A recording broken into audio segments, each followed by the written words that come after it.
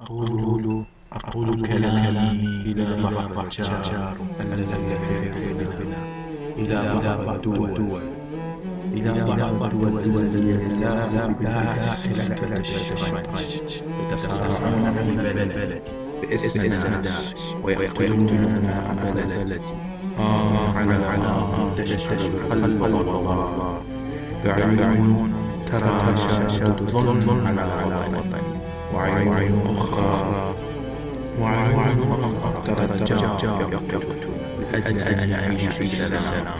هكذا بعض الدول فعلوا وطني، ينادون بالسلام وهم في ظلم قتلوا نصف الشعب، ونصف آخر تفجر بين دول، ونصف على من يرجع الوطن من جديد وتشرق الشمس فيه. ولكن طالما لا يرحم، في كل محطة يأخذ آلاف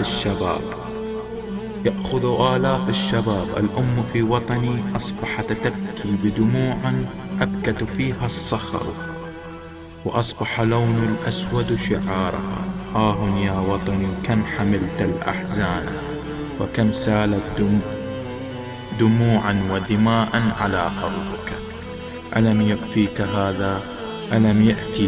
ألم يأتي الوقت لكي تنهض وتشرق الشمس من جديد، ونجتمع كل العراقيون على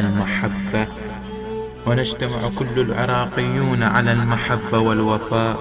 كفى، وأقولها وأصرخها أمامك، كفاك دموعا، كفاك أحزان، كفاك تحملت أخطاء غيرك، كفاك تقتل أبناؤك لكي أن يعيش أخوتك الذين يحيطون بك، والذين هم في كل يوم يحفرون لك 1000 بئر لكي يغرقوك كما أغرق يوسف أخوته.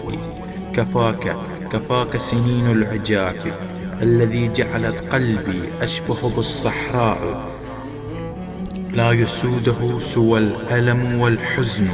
حان وقت المطر، وحان وقت محاسبة كل من أراد الموت إليك. انهض ولا تخذلنا، انهض وكل شعبك وآل بيتك والأنبياء معك. انهض فجنود السماء تنتظرك. هناك عند أبواب النصر، هناك عمر وعلي، هناك ذاك الباب سوف نقتل كل من أراد تفرقتنا.